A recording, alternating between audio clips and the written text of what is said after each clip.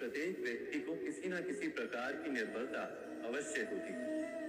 जैसे कोई बहुत तेजी से दौड़ नहीं पाता तो कोई अधिक भार नहीं उठा पाता, कोई असाध्य रोग से पीड़ित रहता है तो कोई पढ़े हुए पाठों को स्मरण में नहीं रख पाता। ऐसे अनेकों उदाहरण और भी हैं। क्या आप किसी ऐसे व्यक्ति को जानते हैं जिसे सब कुछ प्राप्त हो और हम जीवन की उस एक निर्बलता को जीवन का केंद्र मानकर जीते हैं? इस कारणवश हृदय में दुख और असंतोष रहता है सदा। निर्बलता मनुष्य को जन्म से अथवा संजोग से प्राप्त होती है, किंतु उस निर्बलता को मनुष्य का मन अपनी मर्यादा बना लेता है। किंतु कुछ व्यक्ति ऐसे भी होते हैं जो अपने पुरुषार्थ और श्रम से उस निर्बलता को पराजित कर देते हैं।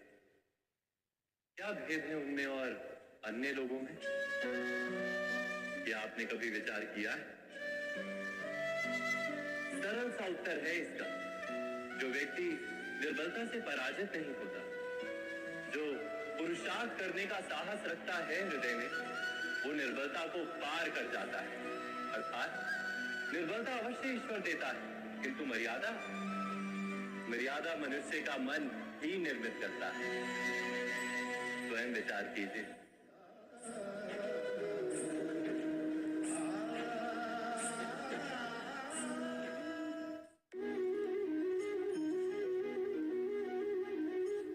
भविष्य का दूसरा नाम है संघर्ष। हृदय में आज इच्छा होती है और यदि पूर्ण नहीं हो पाती तो हृदय भविष्य की योजना बनाता है। भविष्य में इच्छा पूर्ण होगी ऐसी कल्पना करता रहता है, किंतु जीवन ना तो भविष्य में है ना अतीत में। जीवन तो इस क्षण का नाम, अर्थात इस क्षण का अनुभव ही जीवन का अनुभव। पर हम ये जानते हुए भी इतना सा सत्य समझ नहीं पाते। या तो हम बीते हुए समय के स्मरणों को घेर कर बैठे रहते, या फिर आने वाले समय के लिए हम योजनाएं बनाते रहते हैं और जीवन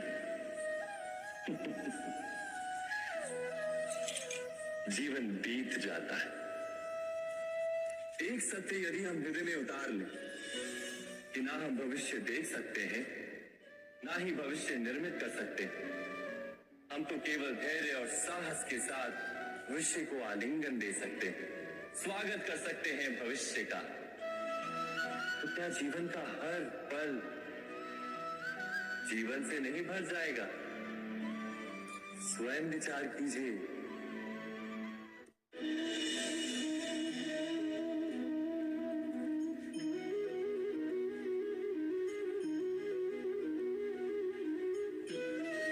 ज्ञान प्राप्ति सदा ही समर्पण से होती है, ये हम सब जानते हैं। किंतु समर्पण का वास्तविक महत्व क्या है?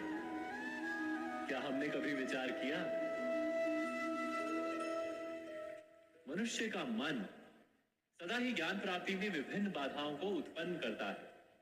कभी किसी अन्य विद्यार्थी से ईर्ष्या हो जाती है, कभी पढ़ाए हुए पाठों पर संदेह जमता है, और कभी गुरु द्वारा दिया गया दंड मन को अहंकार से भर देता है। नहीं, क्या ऐसा नहीं होता?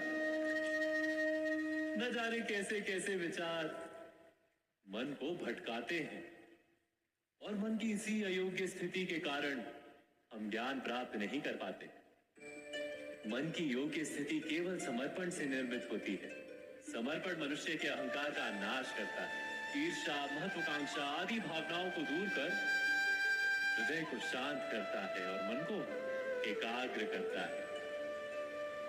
वास्तव में ईश्वर की सृष्टि में ना ज्ञान की मर्यादा है, ना ज्ञानियों की। गुरु दत्तात्रेय ने तो गाय और श्वान से भी ज्ञान प्राप्त कर लिया था। अर्थात विषय ब्रह्म ज्ञान का हो या जीवन के ज्ञान का या गुरुकुल में प्राप्त होने वाले ज्ञान का, उसकी प्राप्ति के लिए गुरु से अधिक महत्व है उस गुरु के प्रति हमारा समर्पण। क्या ये सत्य नहीं?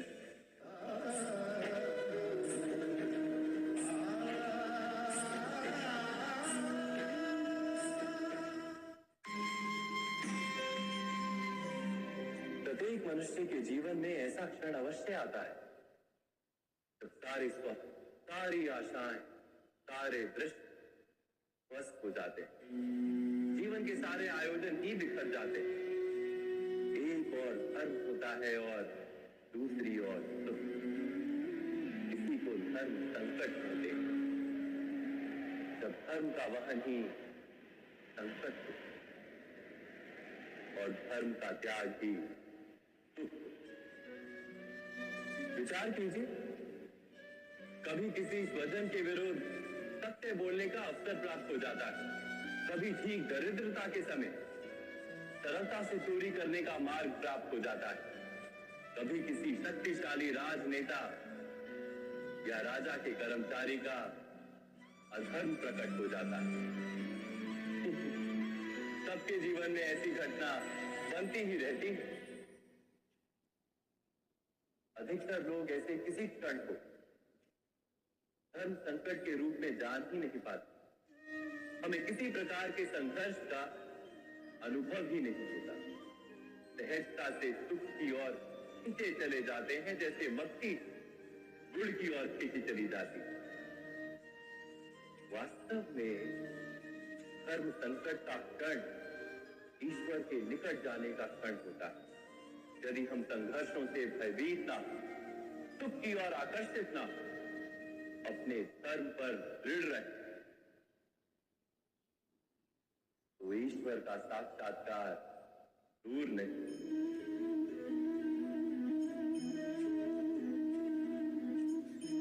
पवन से युद्ध करने वाला पत्ता यदि पेड़ से गिरता तो भी आकाश की ओर उठता है।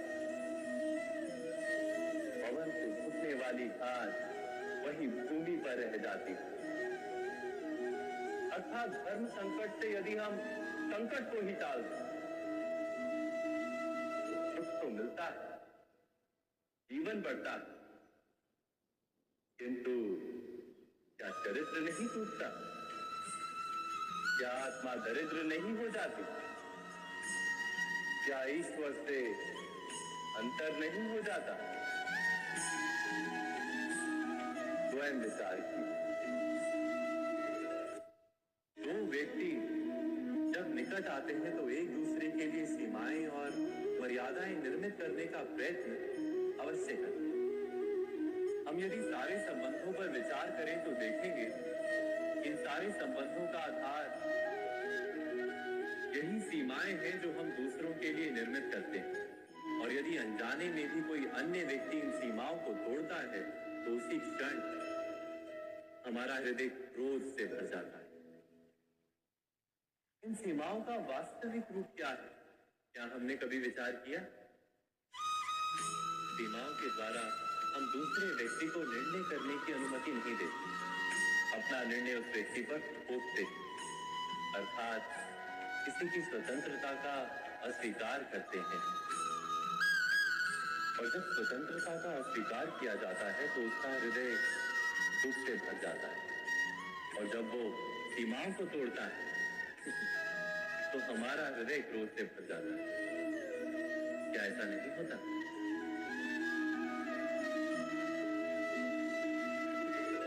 पर यदि एक दूसरे की स्वतंत्रता का सम्मान किया जाए तो किसी मर्यादाओं या सीमाओं की आवश्यकता ही नहीं होती। अर्थात जिस प्रकार स्वीकार किसी संबंध का देह है, क्या वैसे ही स्वतंत्रता किसी संबंध की आत्मा नहीं? स्वयं विचार कीजिए। सबके जीवन में ऐसा प्रसंग अवश्य आता है कि सत्य कहने का निश्चय होता है हृदय में, किंतु मुख से सत्य निकल नहीं पाता। कोई भय मन को घेर लेता है। किसी घटना अथवा प्रसंग के बारे में बात करना या फिर स्वयं से कोई भूल हो जाए उसके बारे में कुछ बोलना, क्या ये सत्य है? नहीं, ये तो केवल तथ्य है। अर्थात जैसा हुआ था वैसा केवल बोल देना सामान्य सी बात है। किंतु कभी कभी उस तथ्य को बोलते हुए भी भय लगता है। कदाचित किसी दूसरे की भावनाओं का विचार आता है मन, दूसरे को दुख होगा ये भय भी शब्दों को रोकता है। तो ये सत्य क्या है? क्या हमने कभी विचार किया है? जब भय रहते हुए भी कोई तथ्य बोलता है तो वो सत्य कहलाता है। वास्तव में सत्य कुछ और नहीं, केवल निर्भयता का दूसरा नाम है। और निर्भय होने का कोई समय नहीं होता, क्योंकि निर्भयता आत्मा का स्वभाव है। अर्थात क्या प्रत्येक क्षण सत्य बोलने का क्षण नहीं होता?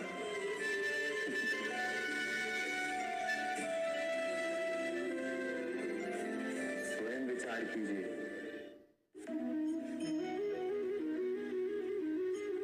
श्रेष्ठता का क्या अर्थ है? श्रेष्ठता का अर्थ है दूसरों से अधिक ज्ञान प्राप्त करना। अर्थात मूल्य इस बात का नहीं कि स्वयं कितना ज्ञान प्राप्त किया, मूल्य इस बात का है कि प्राप्त किया हुआ ज्ञान अन्य लोगों से कितना अधिक है। अर्थात श्रेष्ठता की इच्छा ज्ञान प्राप्ति को भी एक स्पर्धा बना देती है। और स्पर्धा में विजय अंतिम कब होती है?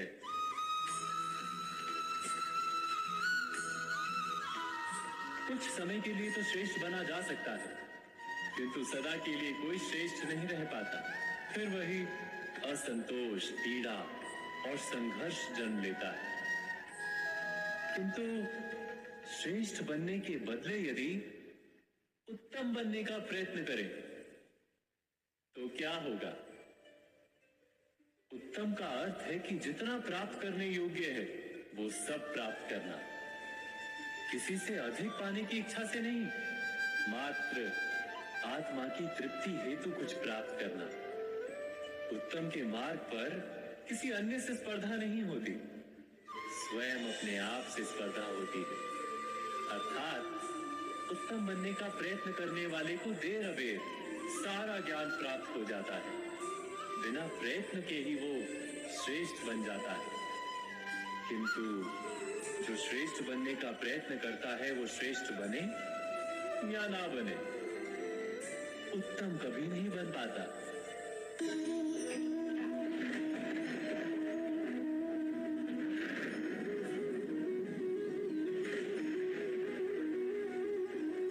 सपनों और पूर्वाभासों के आधार पर हम भविष्य के सुख दुख की कल्पना करते हैं। भविष्य के दुख का कारण दूर करने के लिए हम आज योजना बनाते हैं,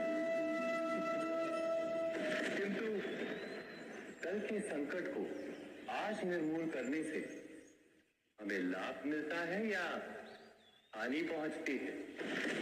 ये प्रश्न हम कभी नहीं करते। सत्य तो ये है कि संकट और उसका निवारण सात जन से, व्यक्ति के लिए भी और सृष्टि के लिए भी।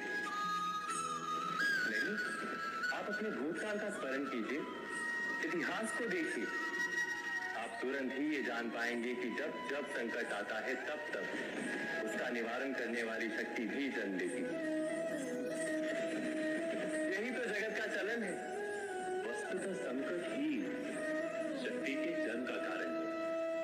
प्रत्येक व्यक्ति जब संकट से निकलता है तो एक पद आगे बढ़ा होता है, अधिक चमकता है, आत्मविश्वास से अधिक भरा होता है, न केवल अपने लिए अपितु विश्व के लिए भी।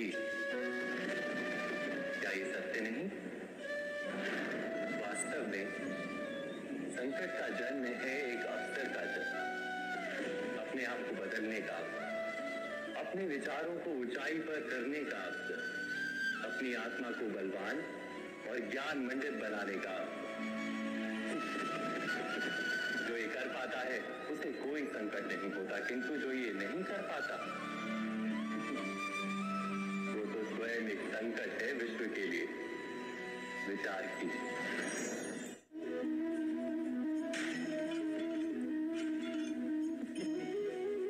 स्वयं विचार कीजिए।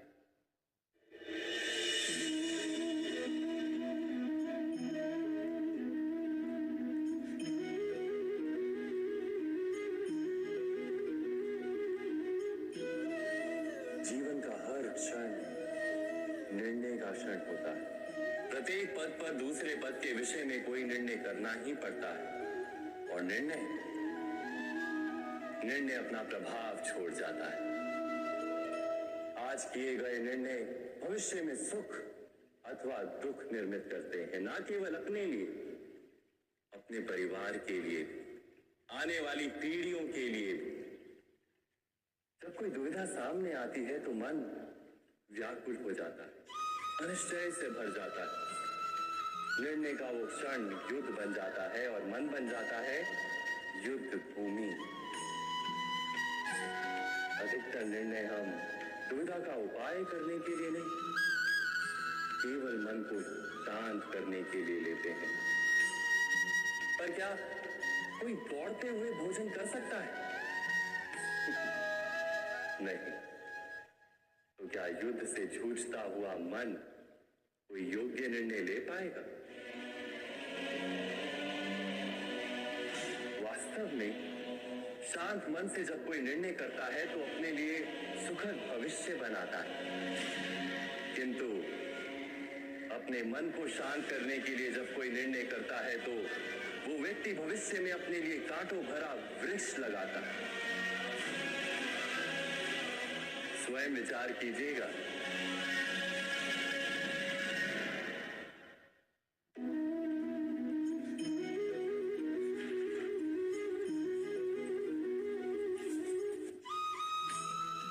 जीवन में आने वाले संघर्षों के लिए जब मनुष्य स्वयं को योग्य नहीं मानता, जब उसे अपने ही बल पर विश्वास नहीं रहता, तब वो सद्गुणों को त्याग कर दुर्गुणों को अपनाता है। वस्तुतः मनुष्य के जीवन में दुर्जनता जन्म ही तब लेती है जब उसके अंतर में आत्मविश्वास नहीं होता। आत्मविश्वास ही अच्छाई को धारण करता है। ये आत्मविश्वास है क्या?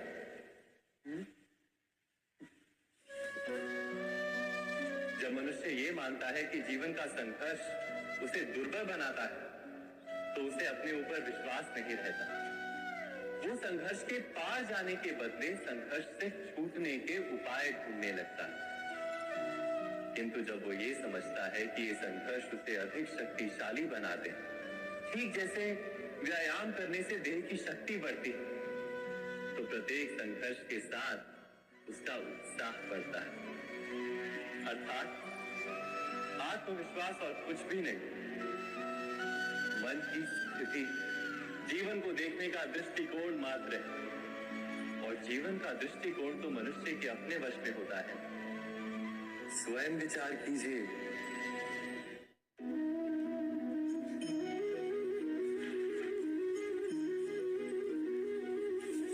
पिता सदा ही अपने संतान के सुख की कामना करते हैं, उनके भविष्य की चिंता करते रहते हैं।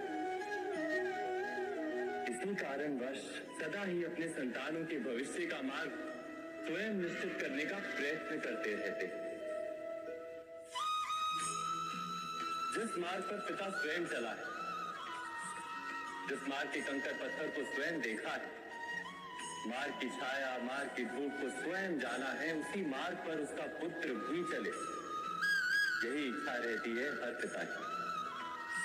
निसंदेह उत्तम भावना है ये। किंतु 3 प्रश्नों के ऊपर विचार करना हम भूल ही जाते हैं। कौन से प्रश्न? प्रथम प्रश्न, क्या समय के साथ प्रत्येक मार्ग बदल नहीं जाते? क्या समय सदा ही नई चुनौतियों को लेकर नहीं आता? तो फिर बीते हुए समय के अनुभव नई पीढ़ी को किस प्रकार लाभ दे सकते हैं? दूसरा प्रश्न, क्या प्रत्येक संतान अपने माता पिता की छवि होता है? हाँ, संतानों को संस्कार तो अवश्य माता पिता देते हैं, किंतु भीतर की क्षमता तो ईश्वर देते हैं। तो जिस मार्ग पर पिता को सफलता मिली है, विश्वास है कि उसी मार्ग पर उसकी संतानों को भी सफलता और सुख प्राप्त होगा। तीसरा प्रश्न, क्या जीवन के संघर्ष और चुनौतियां लाभकारी नहीं होती? क्या प्रत्येक नया प्रश्न एक नए उत्तर का द्वार नहीं खोलता? तो फिर संतानों को नए नए प्रश्नों, संघर्षों और चुनौतियों से दूर रखना, ये उनके लिए लाभ करना कहलाएगा या हानि पहुंचाना? अर्थात जिस प्रकार संतान के भविष्य का निर्माण करने के बदले उसके चरित्र का निर्माण करना श्रेष्ठ है, वैसे संतानों के जीवन का मार्ग निश्चित करने के बदले उन्हें नए संघर्षों के साथ जूझने के लिए मनोबल व ज्ञान देना अधिक लाभदायक नहीं होगा? स्वयं विचार कीजिए। मनुष्य की सबसे बड़ी दुर्बलता क्या होती है? सोचिए। धन, प्रेम, अहंकार। मनुष्य की सबसे बड़ी दुर्बलता होती है उसके रहस्य। चाहे आप कितने भी शक्तिशाली क्यों ना हो, कितने भी प्रबल क्यों ना हो, परंतु उसके रहस्य उसके नाश की चाबी होती है। इसलिए यदि प्रबल रहना है, शक्तिशाली रहना है, समर्थ रहना है, तो अपने रहस्य को किसी को भी ना बताएं, ना मित्र को और ना ही शत्रु को, क्योंकि समय पड़ने पर कब कौन शत्रु हो जाए ऐसा कहना संभव नहीं। विभीषण को रावण के अमृत कुंड का ज्ञात था, इसीलिए प्रभु श्री राम रावण का वध करने में सफल हो सके। इसलिए उचित यही है कि आप अपने रहस्य को स्वयं तक ही सीमित रखें। मनुष्य जीवन की परीक्षा में सफल होने के लिए क्या नहीं करता? वो परिश्रम करता है, दौड़ भाग करता है, और ये सब करने के पश्चात भी जब उसका काम नहीं बनता तो वो नकल करता है ना? तनिक लौटिए अपने बचपन में, स्मरण कीजिए अपने बचपन की स्मृतियों का। क्या स्मरण हुआ? विद्यालय में जब आप परीक्षा देने जाते थे तो क्या होता था? आप ना सही परंतु कोई ना कोई सफलता पाने के लिए नकल करता ही था और उत्तीर्ण भी हो जाता था, है ना? परंतु जीवन की परीक्षा ऐसी नहीं होती। नकल करने वाला सफल नहीं होता। कारण विद्यालय में सबके प्रश्न पत्र एक होते थे, परंतु जीवन के प्रश्न पत्र और उनकी कठिनाई सबके लिए भिन्न होती है, तो निश्चित रूप से उनके उत्तर भी भिन्न होंगे। इसलिए यदि आपको जीवन में सफलता पानी है तो नकल ना कीजिए, स्वयं के प्रश्नों का उत्तर स्वयं ढूंढिए और सफलता आपकी ही होगी।